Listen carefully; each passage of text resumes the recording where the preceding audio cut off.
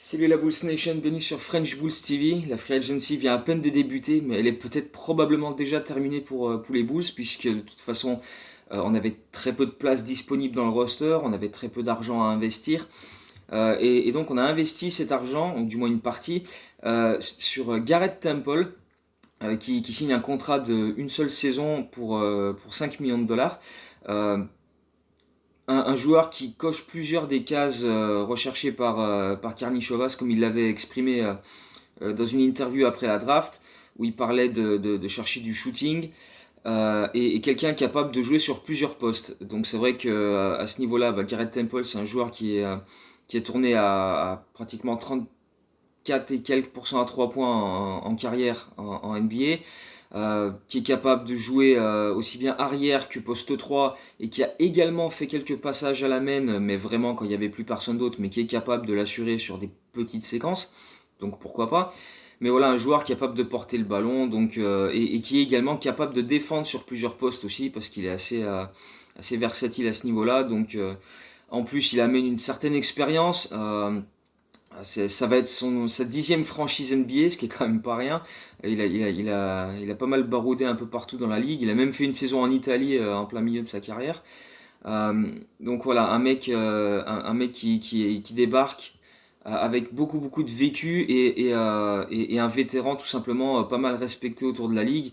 À Brooklyn, il était pas mal apprécié par les jeunes. Quand il a fait son passage à Washington, la franchise où il est resté le plus longtemps, il a fait 4 ans là-bas. Bradley Beal disait que c'était son coéquipier préféré. Donc voilà pas mal d'exemples qui montrent que c'est quelqu'un de très apprécié et respecté dans un vestiaire. Donc ça peut être un apport intéressant à ce niveau-là, sachant que euh, c'est probablement pas un joueur qui va avoir un énorme impact en termes de temps de jeu. Il arrive là pour être pratiquement, peut-être pas le 15e joueur du roster, mais enfin en tout cas là en termes de chiffres, oui, mais ce sera peut-être voilà, pas un gars qui aura un énorme temps de jeu, qui va être énormément impliqué au niveau de la rotation. Il vient là plus pour apporter son expérience, son vécu et être un petit peu au bout du banc collé avec les Cornets, Felicio et autres. Donc on va probablement pas le voir énormément, mais il aura quand même son importance en termes de vécu, d'expérience et apprendre pas mal de trucs à cette jeune équipe qui est surtout composée de joueurs qui ont entre 19 et 24-25 ans, donc c'est bien d'avoir un petit peu d'expérience à, à apporter à tout ça. Euh, ouais, donc on disait le roster est quasiment complet parce que derrière il restait l'officialisation des signatures qu'on a fait plus tôt dans la semaine, c'est-à-dire le retour de Denzel Valentine et les contrats rookies. Donc Denzel Valentine, lui, a donc bel et bien signé sa qualifying offer pour 4,7 millions pour une saison. Et derrière, il nous a sorti une interview lunaire où il disait j'ai confiance dans le fait que je suis un joueur clé de l'équipe qui est capable d'apporter énormément en termes de versatilité, de shooting et de leadership. C'est bien Denzel, mais enfin, au max, t'es un 10, 11e joueur d'un effectif quand même finalement assez moyen. Donc, t'emballes pas trop. C'est bien d'avoir de la confiance. Là, sur ce plan-là, il y a pas de souci. Avoir de la confiance, c'est très important pour n'importe quel joueur. On va quand même se calmer en termes de joueurs clés et d'apport en termes de leadership parce que hein, il y a quand même, il y a, il y a quand même des progrès à faire à ce niveau-là. Mais enfin, ma foi, hein, si tu as confiance en toi et que tu es capable de l'apporter et de le prouver dans la saison qui arrive, tant mieux pour toi et tant mieux pour nous si tu arrives vraiment à le faire. Mais bref, voilà, Denzel Valentine revient. Patrick Williams a signé son contrat rookie, un contrat où il va toucher 7 millions dès sa première année, donc c'est quand même pas rien les contrats rookies en ce moment. C'est-à-dire que là, c'est son année rookie, il va toucher 7 millions, il va toucher plus que Mark Cannon cette année, qui lui est dans sa quatrième année, donc c'est pour dire un petit peu l'évolution des salaires minimums pour les rookies, c'est quand même pas rien. Devon Dodson a signé son contrat two-way aussi. Alors ouais, comme je l'ai dit dans la dernière vidéo, on ne sait pas encore comment ça va se passer au niveau de la G-League, s'il y aura une saison ou pas. Donc on attend un petit peu plus d'infos, on guette à droite à gauche, mais il n'y a pas eu d'annonce officielle, donc on continue d'attendre et voir comment ça va se dérouler.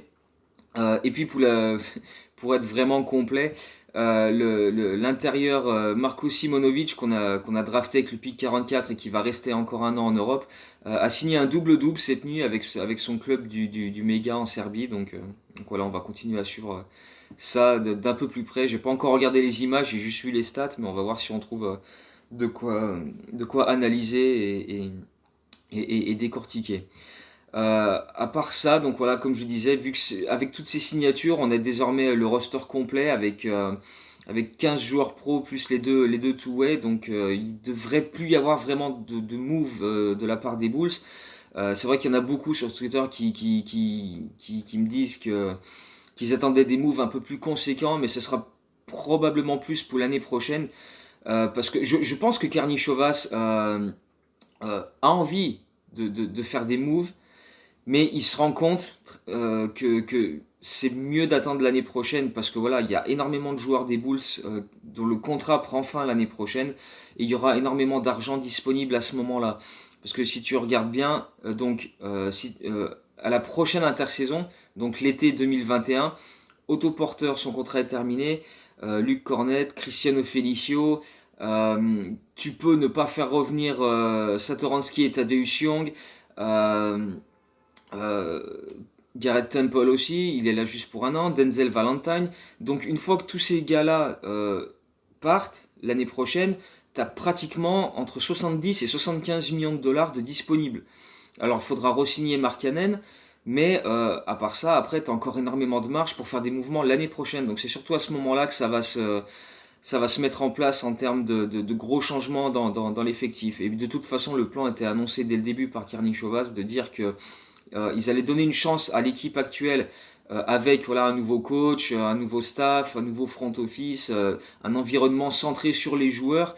Et voilà, ils vont observer sur une année comment ça se déroule. Et si ça marche toujours pas, là, à ce moment-là, ce sera temps de transférer certains gars et de faire de la place et de repartir sur un autre projet. Mais l'idée actuelle, c'est de conserver cette équipe, leur donner une chance, voir comment ça se passe. Donc c'est pour ça que très peu de mouvements. Et vu qu'il y a énormément de contrats qui seront partis l'année prochaine et beaucoup d'argent qui sera disponible, c'est à ce moment-là que les Bulls vont vraiment passer à l'offensive. Donc voilà, il fallait pas s'attendre à de gros moves pour cette intersaison.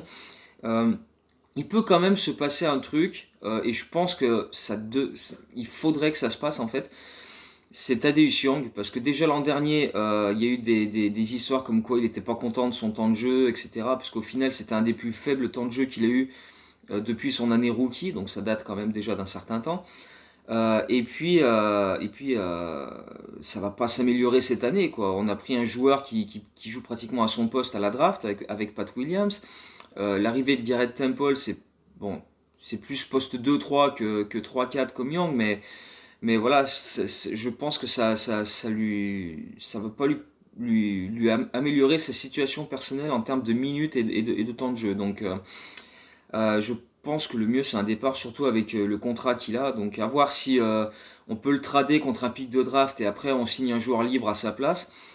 Toujours est-il que pour l'instant, donc voilà, on a quand même tous les postes qui sont pourvus. Donc, en termes de contrat. Donc si un move se fait avec Tadeusz Young, à voir comment ça se fait. Mais c'est vrai que ce serait une des rares possibilités où ça peut encore bouger. Donc si jamais ça se passe comme ça, on continuera de faire d'autres vidéos pour en parler.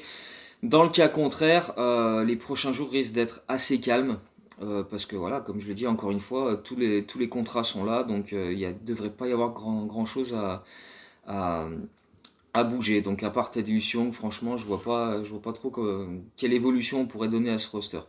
Donc mine de rien, hein, si évidemment il se passe quelque chose, on continuera de faire d'autres vidéos. Mais en attendant, on va doucement mais sûrement se diriger vers la pré-saison, parce que mine de rien, on est déjà le 22 novembre et on est à moins de 10 jours maintenant de la reprise des entraînements, etc. Donc les joueurs ont jusqu'à lundi de la semaine prochaine pour arriver à Chicago pour être sur place un petit peu avant pour faire les tests Covid et s'assurer que personne n'est malade, etc. Donc voilà, on est à peu près à une grosse semaine du début des training camps. Donc on va suivre ça tranquillement, voir si ça bouge, et si c'est le cas, vidéo, et puis sinon, ben, on reste sur Twitter pour guetter tout ça. Donc voilà, d'ici la prochaine vidéo, comme d'habitude, portez-vous bien. À la prochaine, Go Bulls.